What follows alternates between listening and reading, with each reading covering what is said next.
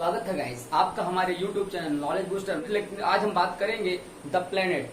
हमारे planet solar system में जो 8 प्लेनेट हैं उनकी बात करेंगे। पिछले लेक्चर में हम लोगों ने सोलर सिस्टम पढ़ा था, सूर्य के बारे में जानकारी ली थी और उसके बाद बेसिक प्लेनेट के बारे में जानकारी ली थी। तो अब हम बात करते हैं प्लेनेट की। The planet, the planet, planet की डिफिनीशन को इंटरनेशनल एस्ट्रोनॉमिकल यूनियन ने 2006 अगस्त में डिफाइन किया था कि प्लेनेट क्या होते हैं। तो तीन डिफिनीशन में 3 पॉइंट्स को उठाया गया और वो 3 पॉइंट थे। पहला, जो भी प्लेनेट कैटेगरी में वही चीजें आएंगी जो कि सूर्य के चारों तरफ चक्कर लगाती हैं, revolves around the sun, revolves around the sun. Second, होना चाहिए ग्रेविटेशन होना चाहिए, वो उनके अंदर अपना खुद का गुरुत्वाकर्षण बल होना चाहिए, ग्रेविटेशनल फोर्स होना चाहिए, ग्रेविटेशनल फोर्स होना चाहिए जिससे वो अपने आप को सूर्य के चारों ओर चक्कर लगाएं और अपने आप को स्थिर रख सकें। तीसरा, वो किसी भी अन्य प्लेनेट के पाथ को क्रॉस नहीं करने चाहिए, not crossing other planets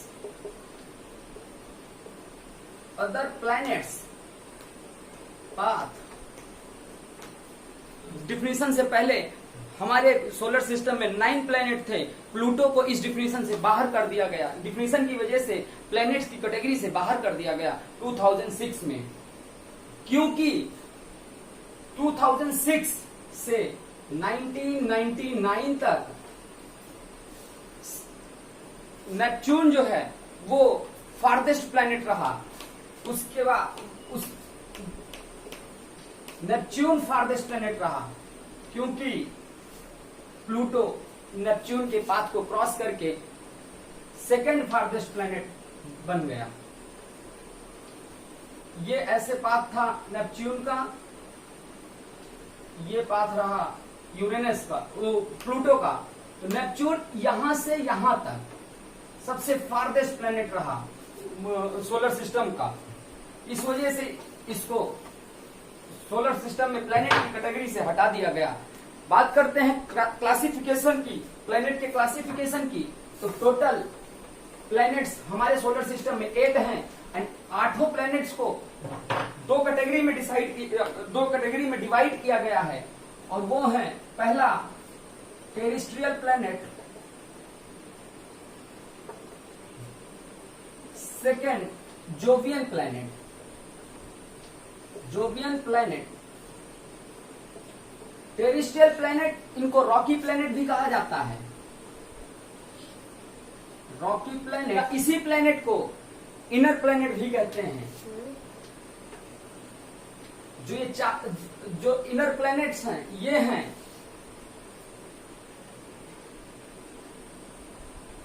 mercury, Venus, earth, Mars. Mercury, Venus, अर्थ और मार्स को हम इनर प्लैनेट कहते हैं। इन्हीं को रॉकी प्लैनेट या टेरेस्ट्रियल प्लैनेट कहते हैं। जोवियन प्लैनेट्स जो हैं ये जाइगेंटिक प्लैनेट हैं, ये बहुत विशाल प्लैनेट हैं, जाइगेंटिक हैं, गैसियस प्लैनेट हैं। जैसे ये रॉकी प्लैनेट हैं इसी तरह ये गैसियस प्लैनेट हैं।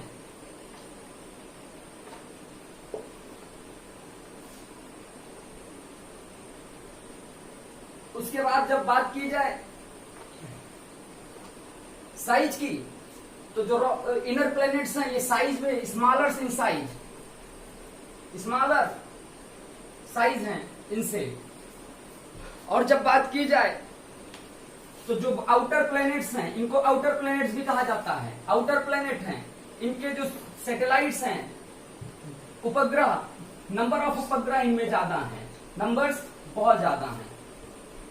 हमारे यहाँ मरकरी में कोई मून नहीं है, कोई सैटेलाइट नहीं है, वीनस में कोई सैटेलाइट नहीं है, अर्थ के पास एक सैटेलाइट है ओनली वन सैटेलाइट। मार्स में 2 सैटेलाइट्स हैं। यहां पर जोवियन प्लैनेट हैं, और जोवियन प्लैनेट्स में आते हैं, जोवियन प्लैनेट की को नाम जो जोवियन मिला है, जुपिटर लाइक की वजह से मिला है, जुपिटर की तरह। जुपिटर, सैटर्न, यूरेनस और नेपच्यून। जुपिटर, यूरेनस और नेपच्यून। जो जुपिटर है, जुपिटर की वजह से जोवियन लाइक, और इसको कहते हैं 66 moons, 63 moons, 56 moons. Number of moons की संख्या बहुत ज्यादा है। जब बात की जाए, अब हम लोग डिटेल में डिस्कशन करते हैं जो है प्लैनेट्स के बारे में, तो हम पहला प्लैनेट लेते हैं, स्टार्ट करते हैं मरकरी से। पहले inner planets, inner planets, inner planets हैं, ये सन है, होते हैं सन से, sun nearest to sun inner planet है, इसीलिए इसको इनर प्लैनेट कहा जाता है। तो पहला जो प्लैनेट है वो है मरकरी, वीनस, अर्थ और मार्स। ये चारों प्लैनेट्स। मरकरी, इसके बारे में बात करें तो ये सबसे फास्टेस्ट या कह लो स्विफ्टेस्ट प्लैनेट, रिवोल्यूशन, सबसे तेज रिवोल्यूशन मरकरी का है। Maximum diagonal range of temperature, इसका मतलब यह है कि जो टेम्परेचर है वो मरकरी में सबसे ज्यादा है दिन में और सबसे कम रात में। मतलब difference between maximum temperature and minimum temperature mercury में है। Maximum diagonal range of temperature, यह है हमारे मरकरी के बारे में। जो मरकरी का जो सतह है उस पे क्रेटर्स पाए जाते हैं, जैसे कि हमारे चंद्रमा पर क्रेटर्स पाए जाते हैं, गड्ढे बड़े बड़े पाए जाते हैं, वैसे मरकरी पर होते हैं। जो सबसे छोटा साल है, एयर है, वो मरकरी का है, shortest air, shortest air mercury का। अब बात करते हैं हमारे सेकंड प्लेनेट पर हम चलते हैं, और हमारा जो दूसरा प्लेनेट है वो है वीनस।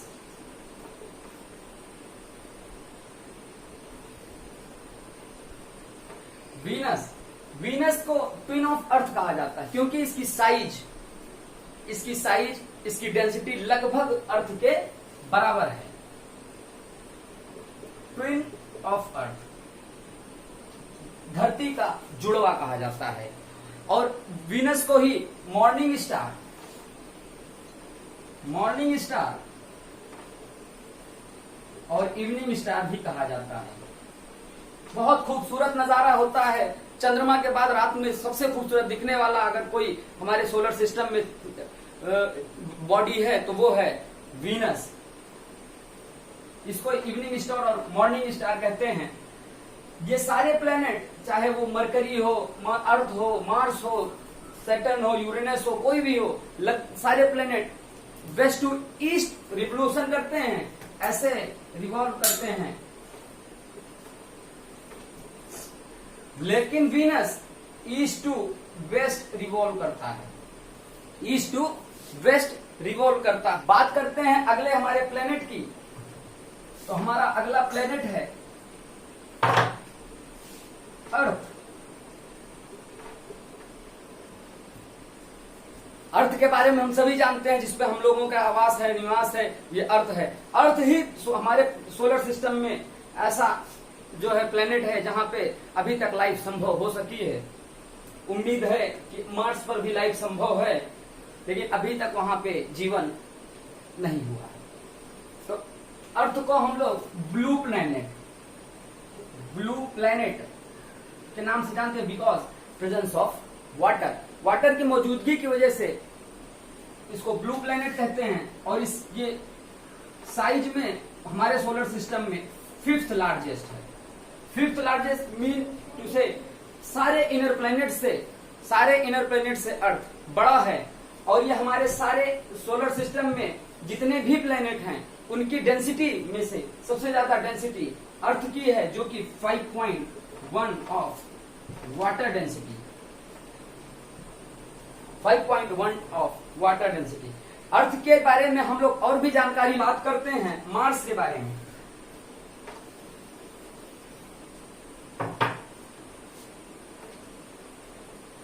मार्स के बारे में, मार्स को हम लोग रेड प्लेनेट भी कहते हैं, लाल ग्रह भी कहते हैं, बिकॉज आयरन की उपस्थिति, लाल ग्रह, रेड प्लेनेट, बिकॉज आयरन की उपस्थिति के कारण मार्स पर एस्ट्रोनॉमिकल डिस्कवरी से पता चला है कि आइस कैप्स पाई जाती हैं, आइस कैप्स।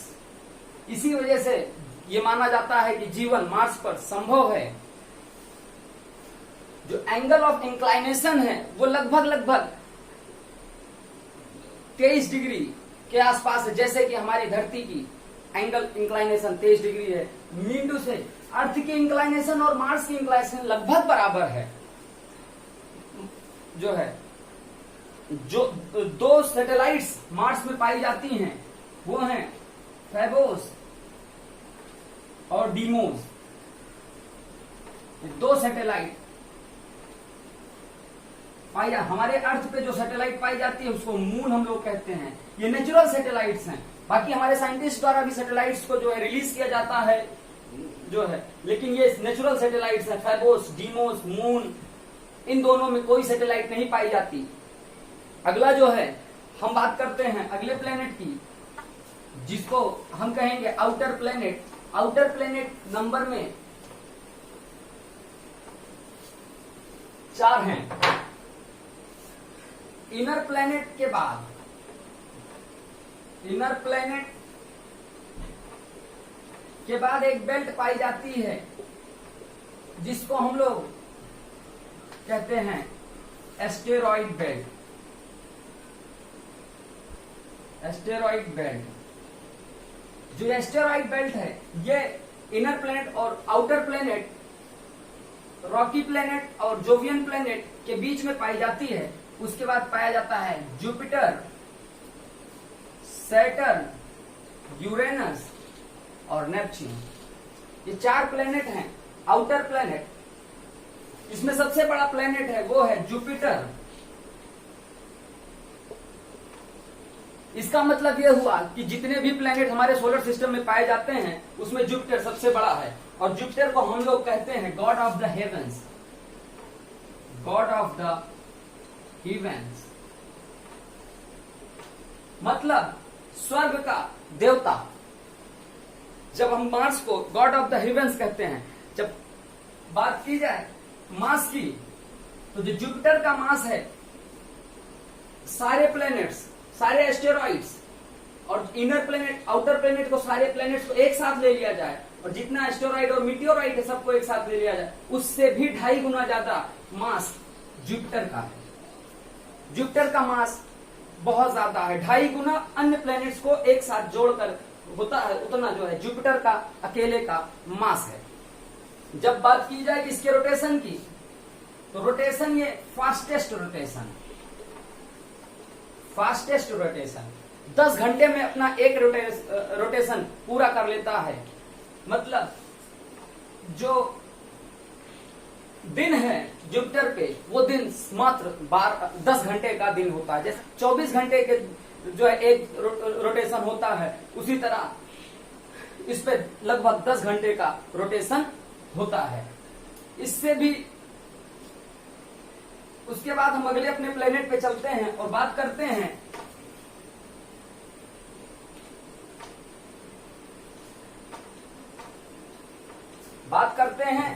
सैटर्न की। सैटर्न के बारे में सबसे ज्यादा नंबर ऑफ मून्स इसी पे है, जुपिटर पे। जुपिटर में सबसे ज्यादा नंबर ऑफ मून्स है। सैटर्न के बारे में बात करते हैं कि सैटर्न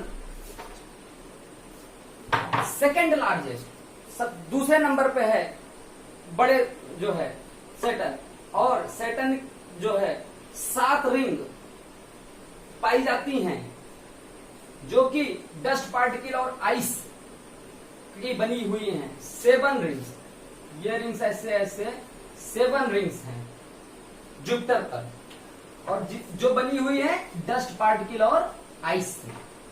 बहुत खूबसूरत लगती है देखने में।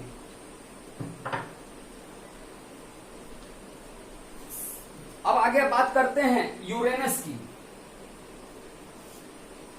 यूरेनस, अगर हम बात करें कि यूरेनस की और हमारे सोलर सिस्टम में ट्विंस की, तो सबसे ज्यादा जो मिला जुला 2 प्लेनेट है वो यूरेनस और नेपच्यून है। यूरेनस और नेपच्यून साइज, डेंसिटी, इंक्लाइनेशन, सब चीजों में लगभग लगभग बराबर हैं, केवल इनकी डिस्टेंस बहुत ज्यादा एक दूसरे से दूर है। यूरेनस जो है इस पर भी रिंग है, लेकिन इस जो है मैग्निफिसेंसी के साथ इस पर जो है रिंग नहीं है। आगे बात करते हैं नेपच्यून की। नेपच्यून हमारे सोलर सिस्टम का सबसे दूर का प्लेनेट है, सबसे दूर का प्लेनेट है, और ये जो है इस पे एक डार्क स्पॉट है, डार्क स्पॉट है जो कि अर्थ साइज का है, अर्थ साइज का इतना बड़ा डार्क स्पॉट, ग्रीनिश है डार्क स्पॉट। इस नेपच्यून की जो सैटेलाइट है वो ट्राइटन है, जुपिटर की जो है वो गाइनीमीड है, गाइनीमीड है, और जो टाइटन जो है वो सैटर्न की सैटेलाइट है, सबसे बड़ी सैटेलाइट। गाइनीमीड हमारे सोलर सिस्टम में सबसे बड़ी सैटेलाइट है। अब हम बात करते हैं ड्वार्फ प्लेनेट की। ड्वार्फ प्लेनेट की, ड्वार्फ प्लेनेट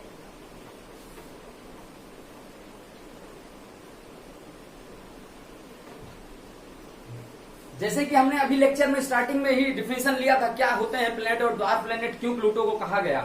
प्लूटो को अगस्त 2006 से प्लूटो को जो है प्लेनेट की कैटेगरी से निकालकर ड्वार्फ प्लेनेट की कैटेगरी में रखा गया है। करेंटली हमारे सोलर सिस्टम में तीन ड्वार्फ प्लेनेट हैं, यूबी 313 इरिस, इसी को इरिस भी कहते हैं, प्लूटो और सीरिस। ये 3 प्लेनेट हैं जिनको ड्वार्फ प्लेनेट की कैटेगरी में रखा गया है।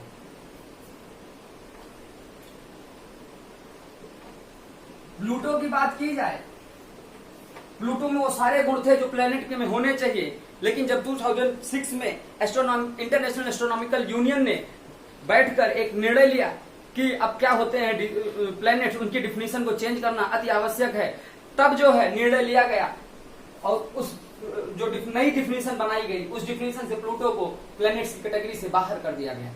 प्लूटो के पास अपनी ग्रेविटेशनल जो है फोर्स है, प्लूटो रिवॉल्व करता है सूर्य के चारों ओर। कमी इसके अंदर सिर्फ इतनी रही कि ये नेपच्यून के पाथ को क्रॉस करता है, और इस वजह से इसको जो है प्लेनेट की कैटेगरी से बाहर कर दिया गया। जो चेरॉन है ये इसकी सैटेलाइट है, चेरॉन जो है प्लूटो की सैटेलाइट है,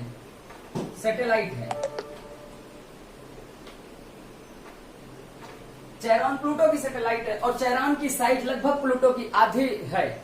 इसी वजह से प्लूटो डबल प्लेनेट या बाई प्लेनेट भी कहा जाता है, बाई प्लेनेट या डबल प्लेनेट भी कहा जाता है।